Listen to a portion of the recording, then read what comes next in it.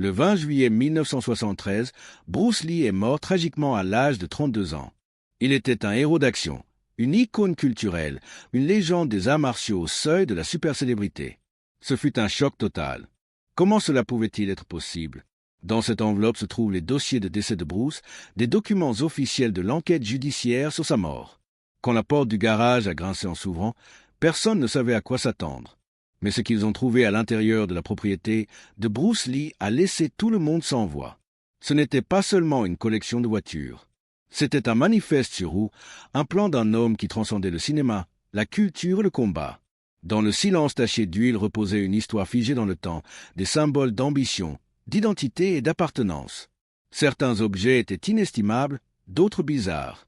Tout cela représentait Bruce Lee. Et pour la première fois depuis sa mort soudaine, le monde allait découvrir ce qu'il avait vraiment laissé derrière lui. Regardons de plus près. Le jour où la porte s'est enfin ouverte. La mort de Bruce Lee le 20 juillet 1973 a envoyé des ondes de choc à travers le monde. À seulement 32 ans, il est mort au sommet de ses capacités, quelques semaines avant la sortie de l'Opération Dragon. L'après-coup fut immédiat. Frénésie médiatique, enquête et deuil des fans à travers le globe. Mais alors que le monde se concentrait sur les théories et les autopsies, un mystère plus discret restait scellé.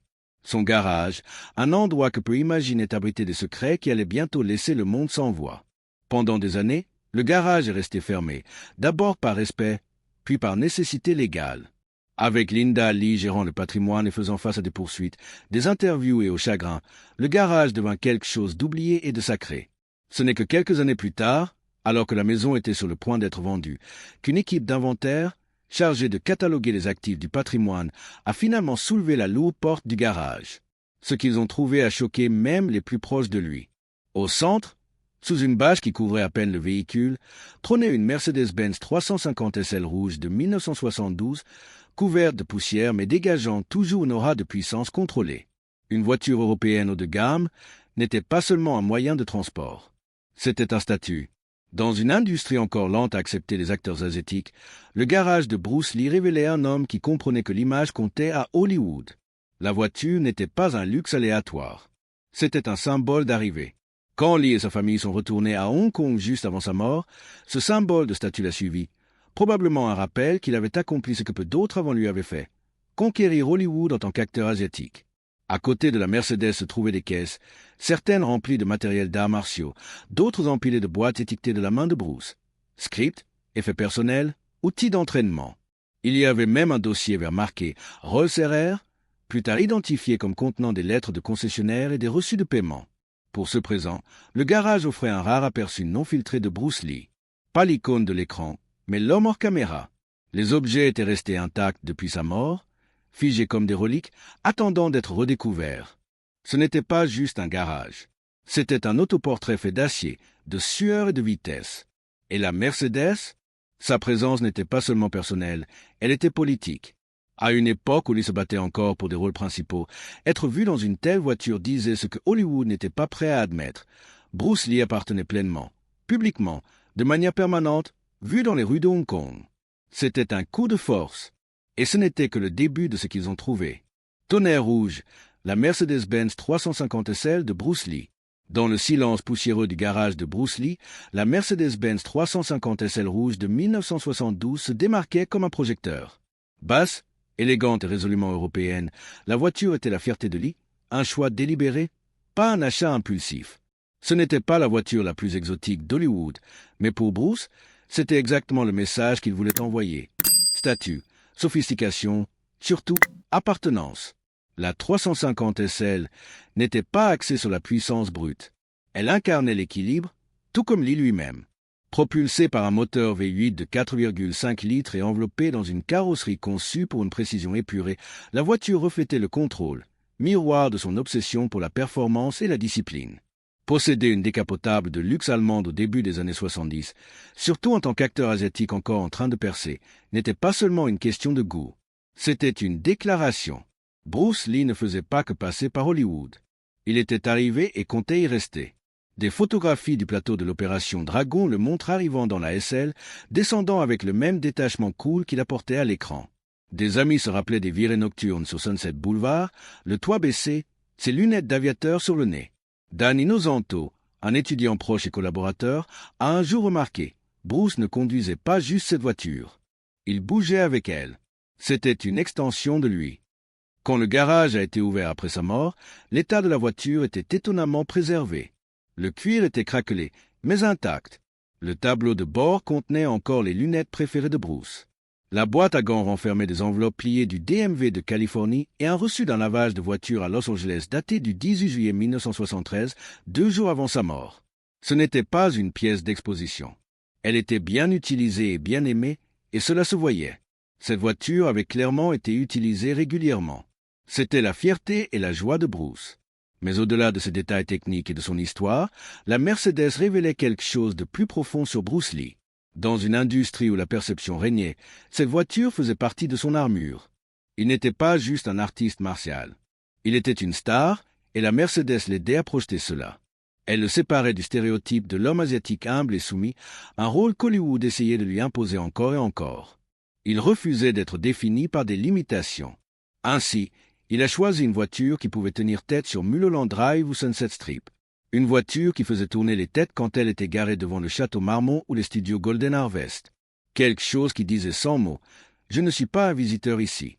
J'appartiens ». Quand il retournait à Hong Kong, la voiture racontait l'histoire d'une star hollywoodienne. Pour ceux qui ont découvert la voiture après sa mort, le message résonnait encore fort. De toutes les choses trouvées dans le garage de Bruce Lee, rien ne capturait sa philosophie, son combat pour la reconnaissance, comme la Mercedes rouge. Mais dans sa vie, Bruce Lee avait posé son regard sur d'autres voitures qui lui offraient ce statut de star. Et il n'y avait pas meilleur homme à imiter en matière de voiture que Steve McQueen. La Porsche qui s'est échappée. L'appétit de Bruce Lee pour la performance ne se limitait pas aux arts martiaux. Il était fasciné par les machines qui exigeaient de la discipline, des véhicules conçus avec la même précision qu'il demandait à son propre corps. Il n'est donc pas surprenant qu'au début de 1973, Bruce Lee ait sérieusement envisagé une Porsche 911 Targa, spécifiquement un modèle argenté de 1968. Élégante, agile et fameusement conduite par Steve McQueen. Selon Linda Lee, Bruce admirait depuis longtemps le cool sans effort de McQueen, mais il ne voulait pas l'imiter. Il voulait être considéré comme son égal. À Hollywood, la voiture que vous conduisiez comptait. La Porsche n'était pas juste rapide. C'était une déclaration, un pont entre l'icône des arts martiaux et la royauté du cinéma américain. Cette Porsche signifiait quelque chose pour Lee, et il en a rêvé pendant des mois. D'après l'histoire, Lee a mentionné son intérêt à McQueen, qui a proposé de l'emmener faire un tour sur Mulholland Drive. Ce qui a suivi n'était pas un essai routier classique. McQueen, un coureur amateur entraîné, a poussé la voiture forte à travers des cours étroites et des pentes abruptes. Il changeait de vitesse agressivement, serrait des virages aveugles et aurait eu un sourire tout le temps. Bruce, habituellement posé, n'était pas amusé. À un moment, il aurait dit qu'il tuerait McQueen et qu'il ne conduirait plus jamais avec lui. La leçon de conduite de McQueen avait cependant un but. La Porsche 911 Targa était une machine. Il fallait savoir ce qu'on faisait pour la conduire. Et apparemment, McQueen n'avait pas beaucoup confiance dans les capacités de conduite de son ami. De retour dans son garage, ce moment semblait perdurer sur papier. Dans une boîte en carton étiquetée « Auto », les gestionnaires du patrimoine ont découvert une demande d'une page à Beverly Hills Porsche Audi pour une 911 Targa, accompagnée d'une note manuscrite agrafée. Trop rigide, pas pour les rues de là, signé simplement B. C'était du Bruce classique, concis, pratique, honnête. Il avait convoité la voiture pendant des mois, mais une fois qu'il l'avait expérimentée, elle ne répondait pas à ses standards. Ou plutôt, McQueen l'avait rebutée. Pourtant, son intérêt pour la Porsche n'a pas complètement disparu. Dans un tiroir près de son établi se trouvait un modèle miniature de la même voiture. Un souvenir? Un rappel? Personne ne le sait. Ce qui rend cette histoire encore plus intrigante, c'est ce qui n'était pas là. Bien que Bruce ait finalement acheté une Porsche, aucune Porsche physique n'a été trouvée dans le garage après sa mort. Pas de papier de propriété, pas de journaux d'entretien, juste la demande, la réplique miniature et l'anecdote. Il est possible qu'elle ait été vendue avant le déménagement à Hong Kong. La voiture de ses rêves n'a peut-être pas été à la hauteur de ses attentes. Les fans espérant des réponses dans le garage n'ont trouvé que des fragments et une petite dose de déception. Mais ce que l'épisode révélait sur Bruce Lee perdurait. Il ne courait pas après des objets flashy. Il poursuivait le contrôle, le sens et la fonction. Que ce soit dans la chorégraphie, la philosophie ou la puissance. La Porsche aurait pu être le symbole de statut ultime, mais elle ne pouvait pas remplacer sa bien-aimée Mercedes-Benz. J'ai tout laissé là-dedans, la note manuscrite. Tout ce qui a été trouvé dans le garage de Bruce Lee n'était pas fait de métal, de cuir ou de chrome. Certaines découvertes n'avaient pas de puissance, juste du poids. Parmi les outils, les plans et les documents liés aux voitures découvertes dans les années après sa mort, un objet a laissé tout le monde sans voix. Une petite carte tachée de graisse épinglée à un tableau de liège au-dessus de son établi. En encre bleue délavée, on pouvait lire simplement « J'ai tout laissé là-dedans ». Pas de signature, pas de date, pas de contexte clair, mais l'écriture était indéniablement celle de Bruce. Ces 6 mots, griffonnés en lettres capitales précipitées, ont suscité plus de spéculations que tout ce qui a été découvert dans le garage. Était-ce une métaphore, une instruction littérale, une réflexion cryptique? La carte était parmi des listes de numéros de pièces, des notes de timing et des diagrammes pour du matériel d'entraînement. Sur l'étagère en dessous, des composants de moteur, des cordes à sauter, des pads de focus et un script annoté pour le jeu de la mort. Certains pensent que la note faisait référence à ses véhicules, symbole de statut qu'il désirait autrefois mais était prêt à laisser derrière lui. D'autres pensent qu'il s'agissait de son matériel d'entraînement sur mesure, dont certains qu'il avait inventé lui-même. Plus philosophiquement, cela pouvait être une résignation discrète, un moment d'introspection. Peut-être que Bruce reconnaissait que tout ce pourquoi il avait travaillé, discipline, héritage, perfection, était stocké non pas à la vue du public, mais dans cet espace privé encombré. Le garage n'était pas juste du stockage. C'était le dernier endroit qu'il pouvait pleinement contrôler. Pour ceux proches de lui, la note semblait un message laissé pour quelqu'un de spécifique. Peut-être Linda, peut-être ses enfants, ou même son futur lui. J'ai tout laissé là-dedans. Ça ne sonnait pas comme du regret.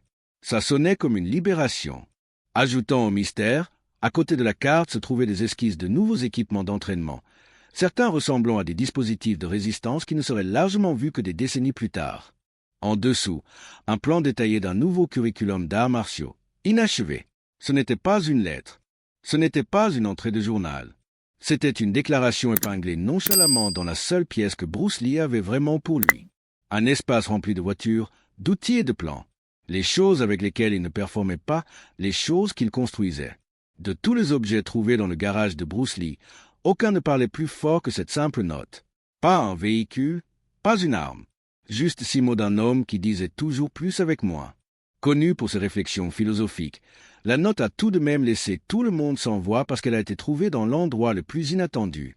Cependant, il suffit de regarder ces films pour voir que Bruce Lee avait probablement un lien plus profond avec son garage et ses véhicules que ce que quiconque imaginait au départ. Machine à l'écran, du frelon vert aux rues de Hong Kong. Pour les fans de Bruce Lee, la frontière entre l'homme et ses personnages a toujours été floue. Ainsi, lorsque les examinateurs du patrimoine ont commencé à cataloguer les objets dans son garage après sa mort, ce n'était pas seulement des possessions personnelles qu'ils ont découvertes. C'était de l'histoire à l'écran, le genre de mémorabilia qui reliait ses doubles vies d'artiste martial et d'icône cinématographique mondiale. Ce qu'ils ont trouvé renforçait une vérité. L'identité de Bruce Lee ne s'arrêtait pas quand les caméras cessaient de tourner. Sous une lourde toile de toile se trouvait une grille avant noire, usée mais immédiatement reconnaissable. Elle appartenait à Black Beauty, la voiture conduite par le personnage de Lee, Kato, dans le frelon vert. Le véhicule original, une Chrysler Imperial Crown de 1966 fortement modifiée, était stocké ailleurs, mais cette grille était un accessoire de secours utilisé pour des plans rapprochés et des photos promotionnelles. Le ruban adhésif A. L'arrière portait encore l'étiquette manuscrite GBK Tout Front Out. À côté, une boîte de plaques d'immatriculation. Certaines vierges, d'autres utilisées à l'écran, étaient marquées GH Hong Kong Shoot. Une plaque en lettres vertes délavées indiquait DRGN 73. Les chercheurs pensent qu'elle était destinée à une scène de conduite abandonnée de l'Opération Dragon. Bien que la scène n'ait jamais fait partie du montage final, la plaque restait, suggérant un plan cinématographique qui n'a jamais pleinement abouti. En creusant plus loin, on a trouvé des polaroids délavés d'une Chevy Nova non descriptible couverte de décalcomanie sur le thème des arts martiaux, avec une pancarte faite maison à la fenêtre arrière, protégée par le frelon vert. Une étrange promotion de type guérilla probablement conduite à Los Angeles. La voiture elle-même a été retrouvée plus tard rouillant derrière la propriété. Ce qui devenait clair, c'est que Bruce ne jouait pas seulement dans des scènes de voitures. Il les orchestrerait. Sur le plateau de Le Jeu de la Mort, il aurait insisté pour choisir lui-même les véhicules de cascade, travaillant avec les coordinateurs pour chorégraphier même le moindre crissement de pneus. Il voulait que le mouvement, même sur 4 roues, reflète rythme, discipline et intention. Cette mentalité s'est prolongée dans son domicile. Le garage n'était pas une décharge de stockage. C'était un musée personnel. Un mur arborait une photo en noir et blanc encadrée de lui sur le plateau du frelon vert, appuyé nonchalamment contre Black Beauty, avec en dessous, écrit au crayon, la seule voiture que je n'ai pas eu à réparer. Pour ceux qui s'attendaient à rien de plus que des muscles cars ou des importations classiques, ce qu'ils ont trouvé était différent. Des liens tangibles avec une légende de l'écran. La preuve que les véhicules de Bruce Lee n'étaient pas juste des accessoires ou des moyens de transport. Ils étaient des extensions de son histoire. Piste papier vers une Rolls-Royce fantôme. Bruce Lee est mort avant de pouvoir conduire l'une des additions les plus surprenantes à son héritage, une Rolls-Royce. Il n'existe aucune photo connue de lui au volant. Aucune livraison confirmée. Pourtant, parmi les objets les plus inattendus trouvés dans son garage après sa mort se trouvait un dossier étiqueté Rolls RR, rempli de documents pointant vers quelque chose d'ambitieux, une berline de luxe qui n'a jamais atteint son allée. À l'intérieur du dossier se trouvaient des correspondances de concessionnaires datées du printemps 1973. Une lettre sur papier à en-tête gaufrée d'un distributeur Rolls-Royce de la côte ouest confirmait une commande sur mesure, une corniche convertible en or champagne avec intérieur en cuir crème et garniture en noyer de Burhoug. Livraison estimée, août 1973, quelques semaines après la mort de Bruce Lee. Un autre document révélait un virement bancaire de $2 000, environ $14 000 aujourd'hui, effectué pour sécuriser la commande. Les documents semblaient routiniers, mais leurs implications ne l'étaient pas. Bruce Lee, un homme qui avait grandi dans le Hong Kong de la classe ouvrière, était sur le point de posséder l'une des voitures les plus exclusives au monde. Pour certains, c'était un choc. Une Rolls-Royce ne cadrait pas avec le narratif de l'artiste martial discipliné et minimaliste, mais pour d'autres, cela faisait sens. En 1973, Lee était une star internationale avec plusieurs contrats de films, des endorsements et des entreprises en cours. Il était prêt à passer non seulement au cinéma, mais dans le statut. La Rolls n'était pas juste une voiture. C'était une déclaration. Bruce Lee avait atteint le sommet et comptait y rester. Cela aurait été sa première voiture de luxe britannique, son achat le plus extravagant à ce jour. Mais le véhicule n'a jamais été livré. Sa mort soudaine a tout stoppé. Les documents sont restés intacts pendant des années, enfouis sous des formulaires de licence et une pile de magazines automobiles. Le garage lui-même est devenu la dernière trace de ce plan non réalisé. Personne n'a annulé la commande. Aucun remboursement n'a jamais été traité. Le dossier s'est simplement arrêté. Et c'est ce qui rendait la découverte si captivante. Ce n'était pas juste une voiture fantôme. C'était un aperçu de ce qui aurait pu être une vie différente, une carrière plus longue, une présence hollywoodienne plus puissante. S'il avait vécu, Bruce Lee aurait peut-être été photographié descendant d'une Rolls, côte à côte avec les stars qui doutaient autrefois de lui. À la place, tout ce qui restait était la paperasse. Et pour ceux qui ont ouvert ce garage, ces pages discrètes étaient peut-être la découverte la plus retentissante de toutes. Outils, matériel d'entraînement et la science de la vitesse. Alors que les voitures dans le garage de Bruce Lee révélaient son goût pour la précision et la présence, c'était le matériel sur les bancs latéraux et dans les caisses de rangement qui racontait une histoire plus profonde. Une étagère, encore soigneusement organisée, contenait des lumières de timing, des kits de réglage de carburateur et des jauges de pneus, tous des outils de première qualité.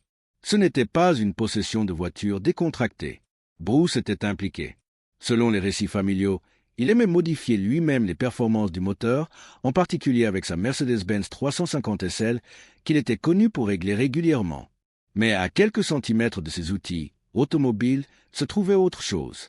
Des nunchakus sur mesure, des bandes de résistance avec des notes de calibration manuscrites et de petits poids à main gravés des initiales BL. La juxtaposition était frappante. Son garage n'était pas seulement dédié à conduire vite. Il s'agissait de mieux bouger. Que ce soit les arts martiaux ou la mécanique automobile, Bruce abordait les deux avec la même philosophie. Maîtriser les fondamentaux, puis aller au-delà. Une des caisses contenait des dispositifs d'entraînement expérimentaux construits à partir de pièces de voitures récupérées. Un amortisseur converti soudé à une plaque de base était étiqueté « test de grippe ». À côté, des esquisses de machines de résistance pour les membres en avance de plusieurs années sur leur temps. Sur un mur était accroché un tableau blanc avec des notations légères sous des titres comme « vitesse »,« efficacité » et « contrôle total ». La moitié du tableau traitait de la mécanique corporelle, l'autre moitié des ratios de couple des véhicules. Il était clair que Bruce ne séparait pas ces domaines. Il étudiait comment un corps bougeait et comment une machine répondait avec la même intensité. Puis est venu quelque chose de plus obscur. Un autocollant de pare-chocs froissé collé à une aile rouillée d'une vieille Chevy Nova, garée dans le coin arrière du garage. Il disait « protégé par le frelon vert ». C'était à la fois humoristique et cryptique. Était-il utilisé dans une cascade, un clin d'œil à son personnage de Kato, ou juste une blague privée? Dans tous les cas, cela ajoutait de la texture à l'espace autrement méthodique. Le garage de Bruce Lee, de tous les témoignages, n'était pas une collection passive. C'était un atelier, un laboratoire, un dojo avec un bloc moteur. Tout ce qui s'y trouvait reflétait un esprit constamment en train de tester, d'ajuster et de réessayer. Pour un homme obsédé par le mouvement, humain ou mécanique, les outils qu'il a laissés derrière étaient plus que des restes. Ils étaient les traces d'un processus, d'un système, d'une quête de quelque chose de plus rapide, de meilleur, de plus raffiné, pas seulement dans la rue, mais en lui-même. Pourquoi ce qui a été trouvé laisse encore tout le monde sans voix? Du temps a passé depuis que le garage de Bruce Lee a été ouvert. Mais ce qui a été trouvé continue de susciter la curiosité. Pas à cause de sa valeur financière, bien que certains objets soient probablement inestimables, mais à cause de ce qu'ils révèlent sur l'homme derrière la légende. Ce n'était pas le garage d'un collectionneur de célébrités. Il n'y avait pas de rangée de voitures exotiques polies pour le showroom. Il n'y avait pas d'affichage prétentieux. À la place, ce qui a émergé était un espace profondément personnel qui reflétait le monde intérieur de Bruce Lee. Part performance, part experimentation, part rebellion. La Mercedes-Benz 350 SL rouge n'était pas simplement une belle voiture. C'était une expression calculée de statut dans une industrie qui remettait constamment en question sa valeur. L'achat avorté de la Porsche nous disait qu'il valorisait le contrôle sur la tendance. La commande supposée de Rolls-Royce révélait où il croyait aller, dans l'élite d'Hollywood, non pas comme un invité, mais comme un père. Puis il y avait les trouvailles plus subtiles. Les poids sur mesure, le matériel d'entraînement, les notes d'atelier, tout cela pointait vers un homme sans interrupteur d'arrêt. Le garage de Bruce Lee n'était pas un endroit où il s'échappait du monde. C'était là où il construisait des outils pour l'affronter. Et peut-être que c'est pourquoi la note manuscrite « J'ai tout laissé là-dedans » résonne si fort. Il savait ce qu'il faisait. Il a laissé une trace, intentionnelle ou non, et maintenant cette trace est étudiée comme une écriture sacrée. Chaque voiture, chaque outil, chaque schéma taché ou post-griffonné ajoute une ligne à l'histoire plus large de qui Bruce Lee devenait. C'est la puissance durable de ce qui a été découvert après sa mort. Pas le flash, mais le cadre. Pas juste la vitesse, mais la direction. Même aujourd'hui, ceux qui ont vu le contenu de son garage de près peinent à expliquer pourquoi cela frappe si fort. Peut-être parce que nous voyons rarement des légendes en cours, en pause, incomplètes, avec des boulons encore dévissés et des idées à mi-penser. Peut-être parce que nous avons vu le produit fini à l'écran, mais ici, nous avons vu l'atelier. Ou peut-être simplement que Bruce Lee était, comme toujours, à 10 pas devant. Le garage n'était jamais seulement à propos des véhicules. Il s'agissait de mouvement, que ce soit à travers l'espace, le statut ou la philosophie. Ce qu'il a laissé derrière n'était pas une collection. C'était un élan. Si Bruce Lee avait vécu, à quoi ressemblerait sa collection de voitures aujourd'hui? Partagez vos pensées dans les commentaires. Merci d'avoir regardé. On se retrouve dans la prochaine vidéo. Abonnez-vous et activez la cloche pour ne rien manquer de nos prochaines explorations.